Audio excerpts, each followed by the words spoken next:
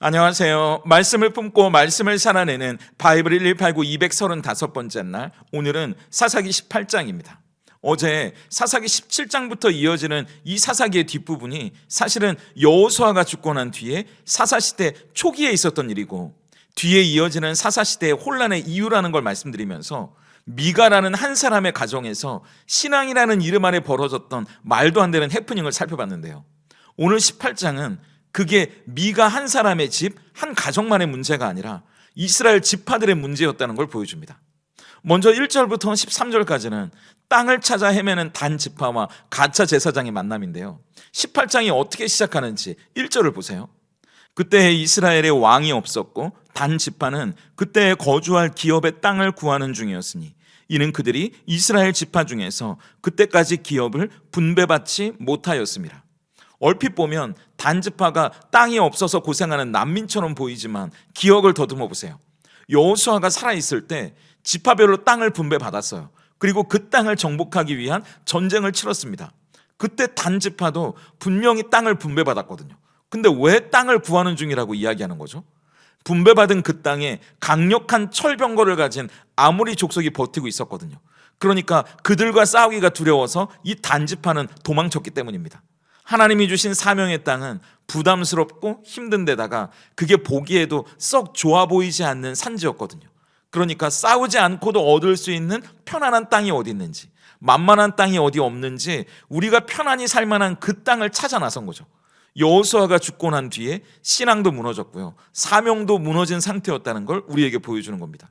그렇게 정탐꾼들이 땅을 찾아 길을 떠나다가 에브라임 산지 이 미가의 집에 도착하게 되는데, 미가가 돈을 주고 고용했던 레위인 사설 제사장을 만나서 5절처럼 묻는 거예요. 그들이 그에게 이르되 청하건대 우리를 위하여 하나님께 물어보아서 우리가 가는 길이 형통할는지 우리에게 알게 하라 하니, 단지파의 정탐꾼들은 하나님이 주신 땅을 버리고 엉뚱한 땅을 찾아가고 있는 거잖아요. 근데 자기들이 어떤 잘못을 저지르고 있는지조차 모르는 상태입니다. 그들이 관심 있는 건요, 우리가 성공할 수 있느냐 없느냐밖에 없어요. 그러니까 우리가 잘 될는지 점을 쳐달라고 부탁하는 거죠. 이들에게 하나님은 그저 내 성공을 보장해주는 도구일 뿐인 겁니다. 근데 더 기가 막힌 건요, 레위인의 대답이에요. 6절을 보세요. 그 제사장이 그들에게 이르되 평안히 가라. 너희가 가는 길은 여호와 앞에 있느니라 하니라. 계속 반복해서 이야기하는 것처럼 여호수아가 살아있을 땐 그렇게 우리도 하나님을 섬기겠다고 호언장담했던 이스라엘 백성들이 여호수아가 죽자마자 하나님의 백성도 하나님의 뜻엔 관심이 없고요, 심지어 레위인조차도 하나님께는 관심이 없이 그저 돈을 주는 주인에게 그가 듣고 싶어하는 말만 서비스 멘트처럼 해주는 시대가 돼버린 겁니다. 어제 말씀드린 대로 이게 사사시대를 여는 첫 단추였고요, 이게 사사시대의 혼란을 불러온 이유였던 겁니다. 우리가 들어야 할 말씀은 내가 듣고 싶어하는 이야기가 아니고요, 하나님이 들려주시는 이야기입니다. 하나님이 우리를 위해 어떤 일을 행하셨는지, 그리고 우리에게 원하시고 기뻐하시는 뜻은 무엇인지, 그게 우리가 들어야 할 이야기입니다. 결국 정탐꾼들은 북쪽 끝 라이스라는 곳을 발견하게 되는데, 그곳 사람들은 전쟁을 모르고 평화롭게 살던 사람들이었대요. 그러니까 쉽게 말하면 만만한 먹잇감이었다는 거죠. 그러자 그들은 돌아가서 하나님이 이 땅을 주셨다고 흥분하는 거예요. 하나님이 주신 진짜 땅 앞에서는 벌벌 떨고 숨었으면서 자기 눈에 보기에 만만한 땅 앞에서 이게 하나님의 뜻이라면서 용감해지는 이 블랙 코미디가 저와 여러분의 모습은 아니길 소망합니다. 이어지는 14절부터 26절까지는 단지파로 이직하는 제사장의 이야기예요. 정탐꾼이 돌아가고 난 뒤에 갑자기 미가의 집에 600명의 무장 군인이 들이닥칩니다. 그래서 미가가 집에 만들어 놓은 신상과 에봇과 드라빔을 몽땅 훔쳐나가거든요. 이 단락 전체가 코미디인데요, 첫 번째 풍자를 보세요. 자기를 지켜줄 거고 대단한 힘이 있을 거라고 믿었던 신상들이 정작 아무 저항도 못하고 짐짝처럼 들려나가는 게 우상의 실체입니다. 인간이 만든 우상은 이렇게 무력할 뿐이라는 거죠. 이런 상황에 놀라서 미가가 고용한 사설 제사장이 이게 무슨 짓이냐고 따져 물으니까 단지파가 갑자기 그에게 스카우트 제의를 해옵니다. 19절을 보세요. 그들이 그에게 이르되 잠잠하라, 내 손을 입에 대라. 우리와 함께 가서 우리의 아버지와 제사장이 되라. 네가 한 사람의 집의 제사장이 되는 것과 이스라엘의 한 지파 한 족속의 제사장이 되는 것 중에서 어느 것이 낫겠느냐 하는지라. 제사장을 해먹으려면 개인에게 고용되는 것보다는 그래도 한 지파, 한 족속의 제사장으로 고용되는 게 연봉도 명예도 훨씬 낫지 않겠냐는 스카웃이에요. 그러자 제사장의 반응이 어떻습니까? 20절이에요. 그 제사장이 마음에 기뻐하여 에봇과 드라빔과 새긴 우상을 받아가지고 그 백성 가운데로 들어가니라. 이 블랙 코미디의 두 번째 풍자죠. 레위인이라면서 일말의 고민도 없어요. 갈등도 없습니다. 하물며 미가에 대한 의리도 없어요. 그에게 성직은 소명이 아니라 그저 밥벌이 수단이었고요. 더 좋은 조건을 제시하는 것을 하나님의 인도하심이라고 포장하면서 따라갔다는 거예요. 돈을 따라가고 명예를 따라 움직이면서 그걸 사명이라고 포장하는 모습도 저의 모습, 여러분의 모습이 아니길 간절히 바랍니다. 뒤늦게 이 사실을 안 미가가 이제 쫓아와서 울부짖는데 세 번째 풍자가 나와요. 24절을 보세요. 미가가 이르되 내가 만든 신들과 제사장을 빼앗아 갔으니 이제 내게 오히려 남은 것이 무엇이냐? 너희가 어찌하여 나더러 무슨 일이냐고 하느냐 하는지라. 자기한텐 남은 게 없다는 거예요. 자기가 만든 신들을 다 잃어버렸으니까요. 여러분, 이 껍데기뿐인 우상이 사라지면 인생이 다 끝나는 겁니까? 아직도 정신을 못 차리고 엉뚱한 환상 속에 빠져 있는 거죠. 진짜 하나님을 믿는 사람은 다릅니다. 세상의 모든 걸 잃어버려도 우린 하나님 한 분만 우리에게 있다면 나는 모든 것을 가졌다고 고백할 수 있잖아요. 그게 진짜 성도 우리여야 하죠. 내가 만든 세상의 우상이 사라졌으니 이제 나에게 남은 것이 없다는 이 미가의 절규는 헛된 걸 붙들고 사는 인생의 끝이 얼마나 공허한지를 우리에게 보여주는 코미디입니다.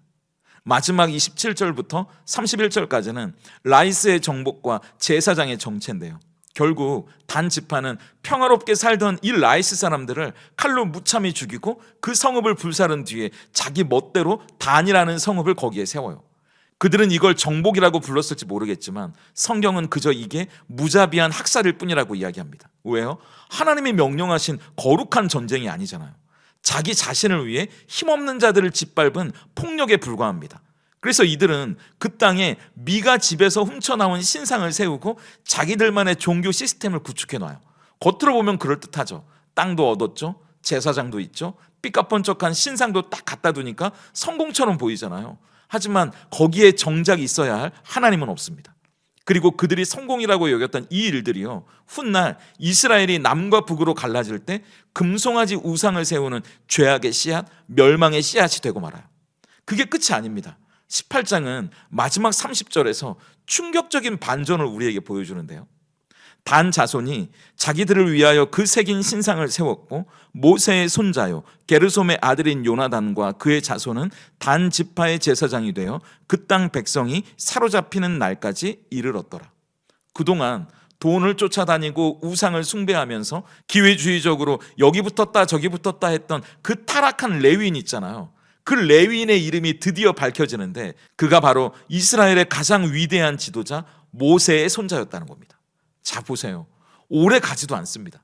그 위대한 모세로부터 아들, 손자 두 대도 못 가서 이 손자가 사꾼 제사장이 되어버렸다는 거예요. 여호수아가 죽자마자 자기들이 뭘 약속했고 뭘 다짐했는지조차 까맣게 잊어버리고 자기 식대로 엉뚱한 종교 노름을 하고 있는 게 사사시대의 시작이었다는 거예요. 저는 이 사사기를 보면서 솔직히 섬찟합니다. 판단하고 평가하는 건 쉬울지 몰라요. 근데 이게 제 모습일 수도 있잖아요. 이게 여러분들의 모습일 수도 있잖아요. 이게 우리 가정의 모습, 우리 교회의 모습은 아닐까? 그게 두려운 겁니다. 지금은 아니어도 언제든 또 이렇게 될 수도 있다는 그 거룩한 경계심이 그래서 우리 안에 있어야 하는 거예요. 그게 없다면 보세요. 여호수아가 죽자마자 모세의 손자라도 당연할 재간이 없는 겁니다. 그래서 깨어 있어야 하는 거고 몸부림쳐야 하는 겁니다. 그렇다면 오늘 사사기 18장이 던지는 질문 앞에서 우린 어떻게 삶으로 대답할 수 있을까요? 그 질문은 나는 하나님 앞에 깨어있기 위해 몸부림치고 있습니까요? 오늘 본문이 우리에게 보여주는 가장 충격적이고 두려운 사실은요, 이 모든 타락과 배교가 오랜 세월에 걸쳐 서서히 일어난 게 아니라 여호수아가 죽은 직후에 순식간에 일어났다는 겁니다. 위대한 지도자가 사라지자마자 그 거룩했던 모세의 손자는요, 돈 몇 푼의 신앙을 파는 사꾼 제사장이 되어버렸어요. 한 지파 전체가 하나님의 말씀과 사명을 저버리고 우상 숭배의 길로 들어서는데 그리 오랜 시간이 걸리지 않았다고요. 대체 왜 이런 일이 벌어졌을까요? 눈에 보이는 지도자에게만 의존했을 뿐 그들 스스로 깨어있기 위한 치열한 몸부림을 멈췄기 때문입니다. 우리 신앙생활이 흐르는 강물을 거슬러 올라가는 나룻배와 같다고 하잖아요. 쉼없이 노를 저어야만 그나마 제자리를 지킬 수 있는 거고요. 앞으로 조금이라도 나아갈 수 있는 겁니다. 이 정도면 됐다고 노젓기를 멈추는 순간 배는 그 자리에 멈춰 있는 게 아니라 거센 물살에 밀려서 순식간에 저 아래 하류로 폭포 아래로 떠내려가게 됩니다. 이게 영적인 중력의 법칙이죠. 우리가 매일 말씀 앞에서 나를 쳐서 복종시켜가는 거룩한 긴장감, 그 치열한 몸부림이 없다면 우리는 어떻게 될까요? 단지파처럼 힘든 건 싫어, 편한 게 좋은 거야, 세상의 흐름에 표류하게 될 거예요. 그리고 모세의 손자처럼 돈 더 주는 게 하나님의 뜻이지 세상의 조건에 내 믿음을 팔아넘기게 될지도 모릅니다. 남들도 다 이렇게 삽니다. 교회만 왔다 갔다 하면 되지, 예배만 드리면 되는 거 아닙니까? 그렇게 영적인 긴장의 끈을 놓는 바로 그 순간이 우리 영혼이 서서히 무너져가는 시작점이에요. 오늘 하루 이 거센 세상의 물결을 거슬러 올라가기 위해 한 손에는 말씀의 노를 쥐는 겁니다. 그리고 한 손에는 기도의 노를 저으면서 하나님 앞에 머물려 애쓰는 그 거룩한 몸부림이 우리에게 있기를 소망합니다. 함께 기도하겠습니다. 졸지도 주무시지도 않고 우리의 영혼을 지키시는 하나님 감사합니다. 여호수아가 죽자마자 그토록 위대했던 모세의 가문조차 순식간에 무너져 내리는 것을 보며 우리 또한 주님 앞에 매 순간 깨어있지 않으면 걷잡을 수 없이 세상에 휩쓸려 갈 수밖에 없는 연약한 존재임을 고백합니다. 혹시 우리도 안일하게 신앙생활을 취미생활 정도로 여기며 편안한 길, 쉬운 길, 넓은 길로 우리를 데려다 줄 하나님만 원했다면 우리의 게으름을 용서해 주시옵소서. 적당히 타협하고 적당히 즐기며 서서히 끓는 물속에 죽어가면서도 나는 안전하다고 착각했던 영적인 나태함에서 우리를 흔들어 깨워주시길 소망합니다. 그러므로 이제는 거룩함을 지키기 위해 죄와 피 흘리기까지 싸우는 영적인 야성을 회복하게 하셔서 세상 풍조가 거센 파도처럼 우리를 덮쳐올 때 그저 물결에 몸을 맡기고 흘러가는 죽은 물고기가 되지 않게 하시옵소서. 사람이 만든 세상의 우상과 세상에 보여주는 거짓된 성공에 눈이 멀지 않게 하시고 오직 살아서 역사하시는 하나님 한 분만을 나의 왕, 나의 주인으로 모시고 살아가기 원하오니 한 손에는 말씀의 노를, 한 손에는 기도의 노를 힘차게 저으며 주님께로 나아가기 위해 몸부림치는 살아있는 성도가 되게 하시옵소서. 예수님의 이름으로 기도드립니다. 아멘.